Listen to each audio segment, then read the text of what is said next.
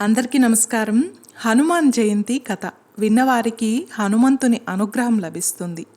హనుమంతుడు శక్తికి ప్రతిరూపం, భక్తికి ప్రతీక. శ్రీరాముని సేవలో జీవితం అర్పించిన మహాభక్తుడు. అంతటి శక్తివంతుడైన ఆంజనేయ స్వామి జన్మకథను హనుమాన్ జయంతి రోజున తప్పక వినాలి. ఆంజనేయ స్వామి జన్మకథను చెప్పిన వారికి, విన్నవారికి హనుమంతుని అనుగ్రహం తప్పక కలుగుతుంది. ఇక కథలోకి వెళ్ళే ముందు ఒక్క లైక్ చేసి జై హనుమాన్ అని కామెంట్ చేయండి. మీరిచ్చే చిన్న లైక్ నా ఛానల్ గ్రోత్కి ఎంతో సహాయపడుతుంది. ఇక కథలోకి వెళ్ళిపోదాం. అసలు ఆంజనేయుడికి హనుమంతుడు అనే పేరు ఎలా వచ్చింది? సప్త చిరంజీవులలో ఒకరైన ఆంజనేయుడు ఈ కలియుగంలో ఇప్పుడు ఎక్కడ ఉన్నారు? ఇలా హనుమంతుని గురించి మనకు తెలియని ఎన్నో రహస్యాలను ఈ వీడియోలో తెలుసుకుందాం. ఆంజనేయ స్వామి జన్మరహస్యం గురించి తెలియాలంటే ముందుగా హనుమంతుని యొక్క తల్లి అయిన అంజనాదేవి గురించి తెలుసుకోవాలి. ఒకానొక సమయంలో దేవగురువైన బృహస్పతి ఇంద్రలోకానికి వచ్చినప్పుడు పుంజికస్థల అనేటువంటి అప్సరస బృహస్పతిని ఆట పట్టించాలని భావించి కోతి చేష్టలు చేస్తూ ఆయనను వెక్కిరిస్తూ ఉంటుంది. దాంతో ఆమె చేస్తున్న కోతి చేష్టలకు ఆగ్రహించిన బృహస్పతి పుంజికస్థల వైపు కోపంగా చూస్తూ నీవు భూలోకంలో వానరకాంతగా జన్మించమని శపిస్తాడు. ఇక బృహస్పతి తనను శపించడంతో ఎంతో బాధపడిన పుంజికస్థల తనను క్షమించమని ఆయనను వేడుకుంటుంది. దాంతో కాస్త శాంతించిన బృహస్పతి ఆమెను ఊరడించి నీవు భూలోకంలో వానరకాంతగా జన్మించిన తరువాత నీ గర్భాన అతి శక్తివంతుడైన పుత్రుడు జన్మిస్తాడు. అతడికి నీవు జన్మనివ్వడంతో నీ జన్మ సార్థకమవుతుంది అని చెప్తాడు.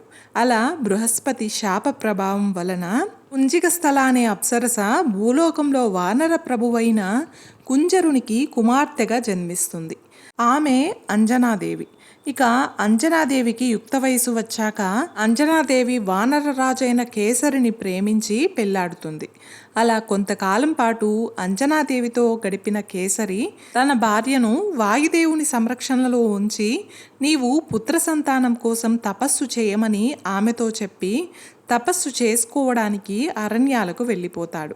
తన భర్త తపస్సు చేసుకోవడానికి వెళ్ళడంతో అంజనాదేవి కూడా తన భర్త చెప్పిన విధంగా పుత్ర సంతానం కోసం ఒక గుహలో తపస్సు చేసుకుంటూ ఉంటుంది.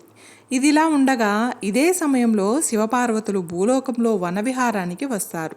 అప్పుడు పార్వతీదేవి కోతులు వృక్షాలపైన తుల్లుతూ గెంతుతూ ఆడుకోవడం చూసి ఎంతో సంతోషించి పరమేశ్వరుడితో స్వామి మనం కూడా ఇలా వానరాలుగా మారి క్రీడిద్దామని అడుగుతుంది. పార్వతీదేవి కోరిక విని చిరునవ్వు నవ్వి ఆ పరమేశ్వరుడు సరే దేవి నీ అభీష్టం మేరకు అలానే చేద్దామని చెప్తాడు. అలా శివపార్వతులు వానరులుగా మారి ఆ వనంలో చాలా కాలం పాటు క్రీడిస్తారు.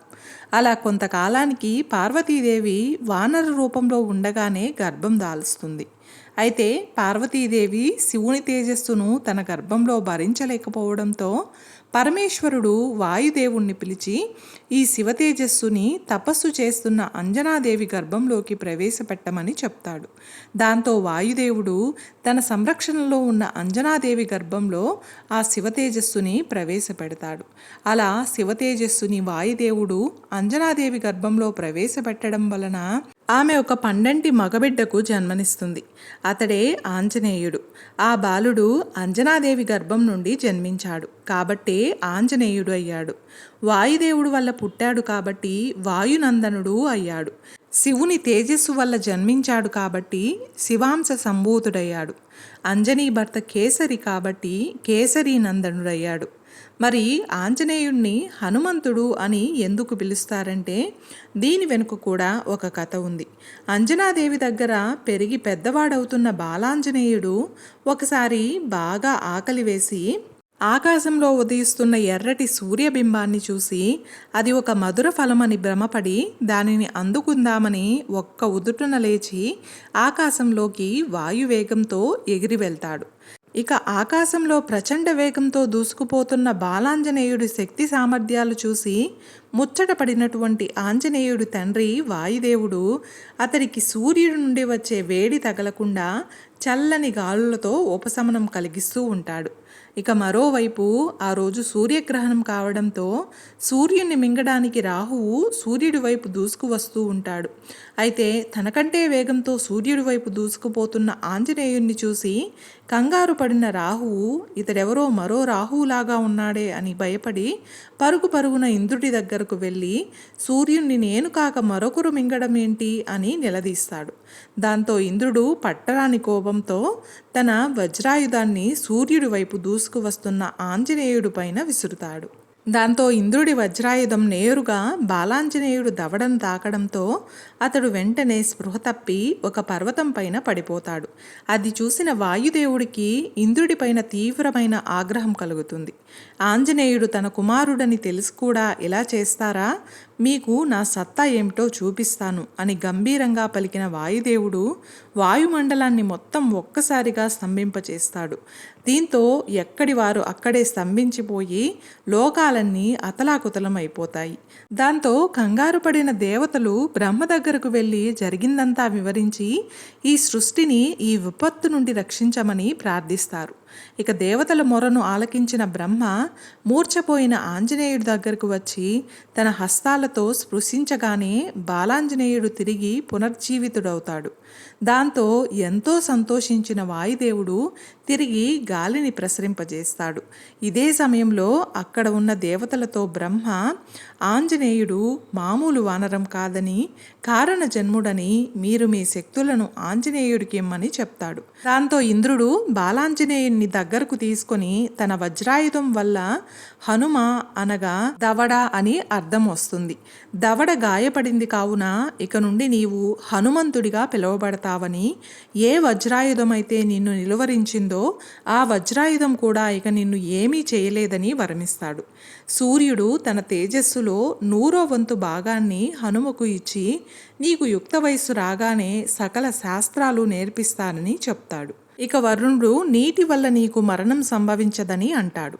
యముడు తన యమపాసం కూడా నిన్ను ఏమీ చేయలేదని, నీకు రోగబాధలు వంటివి రావని వరమిస్తాడు. ఇక విశ్వకర్మ నేను చేసిన ఏ ఆయుధం కూడా నీ మీద పనిచేయదని వరమిస్తాడు. కుబేరుడు అతి శక్తివంతమైనటువంటి గదను ఇచ్చి ఇది ఉన్నంత వరకు నీకు తిరుగులేదని అంటాడు. బ్రహ్మ ఈ లోకంలో అత్యంత శక్తివంతమైన బ్రహ్మాస్త్రం కూడా నిన్ను ఏమీ చేయలేదు.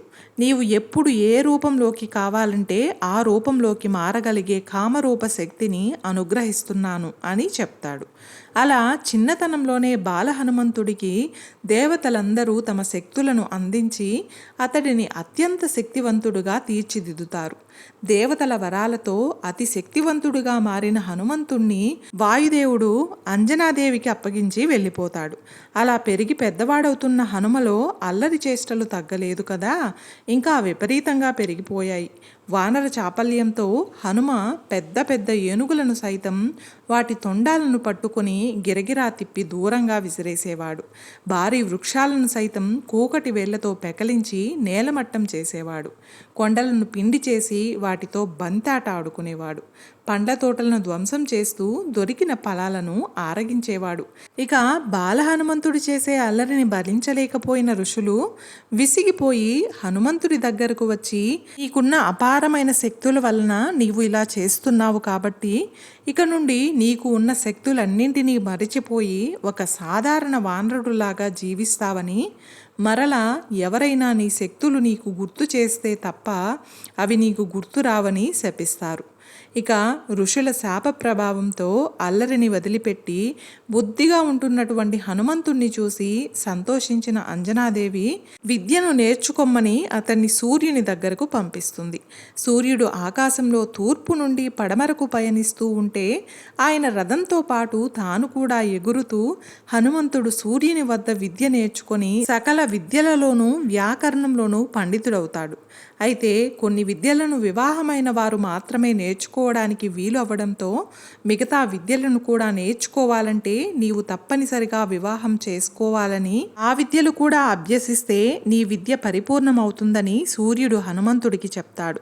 దాంతో హనుమంతుడు సూర్యుడికి నమస్కరించి నేను జీవితాంతం బ్రహ్మచర్యం పాటించాలని నిర్ణయించుకున్నానని తనకు వివాహం చేసుకుని ఇహపర బంధాలలోకి అడుగు పెట్టడం ఇష్టం లేదని, దీనికి మీరే ఏదో ఒక ఉపాయం చెప్పమని అడుగుతాడు. దాంతో సూర్యుడు తన కుమార్తె సువత్సల కూడా నీలాగే బ్రహ్మచర్య దీక్ష తీసుకుని జీవితాంతం యోగినిగానే ఉండిపోవాలని నిశ్చయించుకుందని, నీకు ఆమెతో వివాహం జరిపిస్తే నీ బ్రహ్మచర్య దీక్షకు ఎటువంటి ఇబ్బంది రాదని చెప్పి సూర్యుడు తన కుమార్తె అయిన సువత్సలను ఆంజనేయుడికిచ్చి వివాహం జరిపించి మిగతా విద్యలను కూడా బోధిస్తాడు. అలా సూర్యుడి కుమార్తె అయిన సువత్సల ఆంజనేయుడి భార్య అయింది. తనకు సకల విద్యలు నేర్పిన సూర్యుడికి పాదాభివందనం చేసి, హనుమ గురువర్య, మీరు నాకు అన్ని విద్యలను బోధించారు, మీకు ఏం గురుదక్షిణ కావాలో అడగమని అడుగుతాడు. హనుమంతుడి గురుభక్తికి మెచ్చుకున్న సూర్యుడు, ఇక నుండి నీవు కిష్కింధలో ఉన్న నా పుత్రుడు సుగ్రీవుడికి మంత్రిగా ఉండి అతడికి అంతరంగికుడిగా మెలుగు, అదే నీవు నాకిచ్చే గురుదక్షిణ. నీవు సుగ్రీవుడి దగ్గర ఉన్న సమయంలోనే లోక కళ్యాణానికి దారి తీసే ఒక గొప్ప దైవ కార్యం నీ వల్ల జరగబోతుందని చెప్తాడు. దాంతో ఎంతో సంతోషించిన హనుమ అప్పటి నుండి కిష్కింధకు వెళ్ళి సుగ్రీవుడి దగ్గర మంత్రిగా ఉంటాడు. అయితే వాలి సుగ్రీవుల మధ్య వచ్చిన వైరం కారణంగా వాలి శక్తి సామర్థ్యాలను చూసి భయపడిన సుగ్రీవుడు వాలి నుండి రక్షణ పొందడానికి ఋష్యశృంగ పర్వతంపైకి పారిపోయి వస్తాడు. సుగ్రీవుడితో పాటు హనుమ కూడా ఋష్యశృంగ పర్వతానికి చేరుకుంటాడు. నిజానికి హనుమంతుడు వాలి కంటే ఎంతో శక్తివంతుడు.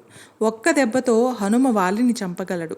కానీ హనుమకు బాల్యంలో ఋషులు ఇచ్చిన శాపం కారణంగా తన శక్తియుక్తులు మొత్తం మరిచిపోయి ఒక సాధారణ వానరంలాగా బ్రతుకుతూ ఉంటాడు. ఇదే సమయంలో రావణాసురుడు సీతను అపహరించడంతో ఆమె జాడ కోసం రామలక్ష్మణులు ఆ అరణ్యంలో సీతను వెతుకుతూ ఋష్యశృంగ పర్వతంపైకి వస్తారు. రామలక్ష్మణుల రాకను గమనించిన సుగ్రీవుడు ఎంతో భయపడి తనను చంపడానికి తన అన్న అయిన వాలి వీరిని పంపించాడేమోనని భావించి హనుమంతుణ్ణి వెళ్ళి వారు ఎవరో కనుక్కొని రమ్మని చెప్తాడు. దాంతో హనుమంతుడు వచ్చిన వారు ఎవరో తెలుసుకుందామని మారువేషంలో రామలక్ష్మణుల దగ్గరకు వెళ్తాడు. మారువేషంలో ఉన్న హనుమంతుణ్ణి చూడగానే శ్రీరాముడు ఎప్పటి నుండో బాగా తెలిసిన వారిలా ఎంతో ఆప్యాయంగా హనుమా అంటూ పిలుస్తాడు. తాను మారువేషంలో ఉన్నా సరే నా నిజరూపాన్ని గుర్తుపట్టిన మీరు సామాన్య మానవులు కాదని గ్రహించిన హనుమ శ్రీరాముడి దగ్గరకు వెళ్ళి ఆలింగనం చేసుకొని రామలక్ష్మణులు చెప్పిందంతా విని వారిని సుగ్రీవుడి దగ్గరకు తీసుకువెళ్ళి వారు ఇరువురికి మైత్రిని కుదురుస్తాడు. దాంతో అప్పటి నుండి శ్రీరాముడు హనుమంతుడు మధ్య మంచి బంధం ఏర్పడుతుంది. అలా సుగ్రీవుడు హనుమంతుడు వానరసేనతో కలిసి సీతాదేవి జాడ కోసం వెతుకుతూ ఉండగా వారికి సీతాదేవి లంకలో ఉందన్న విషయం తెలుస్తుంది. లంకలో ఉన్న సీతమ్మ దగ్గరకు వెళ్ళి త్వరలోనే శ్రీరాముడు వచ్చి నిన్ను తీసుకెళ్తాడనే క్షేమ సమాచారాన్ని ఆమెకు చేరవేయడానికి ఎవరు సమర్థులా అని చూస్తూ ఉండగా జాంబవంతుడు హనుమంతుణ్ణి లంకకు పంపిద్దామని అంటాడు. ఇక జాంబవంతుడి మాటలు విని ఆశ్చర్యపోయిన హనుమంతుడు, సాధారణ వానరుడైన నేను ఈ సముద్రాన్ని ఎలా దాటగలను, ఈ పని నా వల్ల కాదేమో అని సందేహిస్తాడు. అప్పుడు హనుమంతుణ్ణి చూసి చిరునవ్వు నవ్విన జాంబవంతుడు, నీకున్నటువంటి శక్తి గురించి తెలియదు, నేను వాటి గురించి చెప్తాను విను అని హనుమంతుడితో అప్పటి వరకు తనలో లేనటువంటి శక్తుల గురించి ఒక్కొక్కటిగా చెప్తూ ఉంటాడు. దాంతో తన శక్తి సామర్థ్యాలను గురించి పూర్తిగా తెలుసుకున్న హనుమంతుడు వానర వీరులందరూ స్తుతిస్తూ ఉండగా భీకర ఆకారంతో మహేంద్ర పర్వతంపై కాలు మోపి ఒక్క ఉదుటున ఎగిరి లంకానగరం వైపు దూసుకుని వెళ్తాడు. అలా లంకను చేరుకున్న హనుమంతుడు అక్కడ అశోకవనంలో ఉన్న సీతమ్మ దగ్గరకు చేరుకొని శ్రీరాముడి క్షేమ సమాచారాన్ని అందిస్తాడు. దాంతో ఎంతో సంతోషించిన సీతమ్మ హనుమంతుణ్ణి ఆశీర్వదించి శ్రీరాముడికి తన గుర్తుగా ఉన్న ఉంగరాన్ని ఇవ్వమని చెప్తుంది. ఇదే సమయంలో లంకకు ఏదో ఒక వానరం వచ్చింది అని తెలుసుకున్న రావణుడు హనుమంతుడి తోకకు నిప్పు పెట్టిస్తాడు. దాంతో చిరెత్తుకొచ్చిన హనుమంతుడు తన తోకతో లంకను దహనం చేసేస్తాడు. సీతాదేవి ఇచ్చిన ముద్రికను తీసుకొని తిరిగి శ్రీరాముడి దగ్గరకు సముద్రం మీదుగా వెళ్తున్న సమయంలో హనుమంతుడి చెమట బొట్టు ఒకటి సముద్రంలో పడుతుంది. ఆ చెమట బిందువును సువర్ణమత్స్య అనే మత్స్యకన్య మింగుతుంది. ఆ శ్వేత జలం వల్ల సువర్ణమత్స్యకు మకరధ్వజుడు హనుమంతుడు అనే కుమారుడు జన్మిస్తాడు. అలా బ్రహ్మచారి అయిన హనుమంతుడికి మకరధ్వజుడు అనే కుమారుడు పుడతాడు. అలా సీతాదేవి ఇచ్చినటువంటి ముద్రికను తీసుకొని శ్రీరాముడి దగ్గరకు వచ్చిన హనుమంతుడు సీతమ్మ క్షేమ సమాచారంతో పాటు లంక గురించి వివరాలన్నింటినీ తెలియజేస్తాడు. దాంతో ఎంతో సంతోషించిన శ్రీరాముడు వానర సైన్యంతో కలిసి కడలిపైన రామసేతుని నిర్మించి దాని గుండా లంకలోకి చేరుకుంటాడు. అలా హనుమంతుడు మిగతా వానర సైన్యంతో పాటు లంకలోకి చేరుకున్న రామలక్ష్మణులు రావణ సైన్యంతో భీకరంగా పోరాడుతారు. అయితే ఆ యుద్ధంలో రావణుడు కుమారుడైన ఇంద్రజిత్తు వేసిన బాణం కారణంగా లక్ష్మణుడు మూర్ఛపోతాడు. దాంతో జాంబవంతుడు హనుమ దగ్గరకు వెళ్ళి హిమాలయ పర్వతాల మధ్యన ఉన్న ఔషధ పర్వతం పైన సంజీవని అనే మూలిక ఒకటి ఉంటుంది, అది తీసుకురమ్మని చెప్తాడు. దాంతో హనుమ ఒక్క ఉదుటన లేచి జాంబవంతుడు చెప్పిన ఔషధీ పర్వతం దగ్గరకు చేరుకోగా అక్కడ అతడికి అన్ని మూలికలు ఒకేలాగా కనిపిస్తాయి. దాంతో హనుమ ఆ సంజీవని పర్వతాన్ని మొత్తం కూకటి వేళ్లతో పెకలించి లంకకు తీసుకుని వచ్చి సుసేనుడి సహాయంతో హనుమ లక్ష్మణుణ్ణి తిరిగి పునర్జీవితుణ్ణి చేస్తాడు. తన ప్రాణ సమానమైన సోదరుడు తిరిగి బ్రతకడంతో ఎంతో ఆనందించిన శ్రీరాముడు దీనికి కారణమైన హనుమంతుణ్ణి గట్టిగా ఆలింగనం చేసుకుని నీవు చిరంజీవిగా వర్ధిల్లుతావని దీవిస్తాడు. అలా మరణం లేకుండా చిరంజీవిగా ఉండేలా వరం పొందిన హనుమంతుడు ఇప్పటికీ సప్త చిరంజీవుల్లో ఒకడిగా హిమాలయాల్లో ఉన్న గంధమాదన పర్వతం పైన తపస్సు చేసుకుంటూ ఉన్నాడని చెప్తారు. ఎత్ర ఎత్ర రఘునాథ కీర్తనం తత్ర తత్ర కృతమస్తకాంజలి అంటే ఎక్కడ శ్రీరాముని నామకీర్తన జరిగినా అక్కడ హనుమంతుడు ఆనంద బాష్పాలతో చేతులు జోడించి ఉంటాడని ఈ శ్లోకం యొక్క అర్థం. చూశారు కదండి, ఈరోజు మనం హనుమంతుని జన్మకథ గురించి తెలుసుకున్నాం కదా. ఈ వీడియో మీకు నచ్చినట్లయితే ఒక్క లైక్ చేసి నా ఛానల్ని సపోర్ట్ చేయండి. ఇంకా మరెన్నో ఇంట్రెస్టింగ్ వీడియోస్ కోసం నా ఛానల్ని సబ్స్క్రైబ్ చేయండి. Thanks for watching.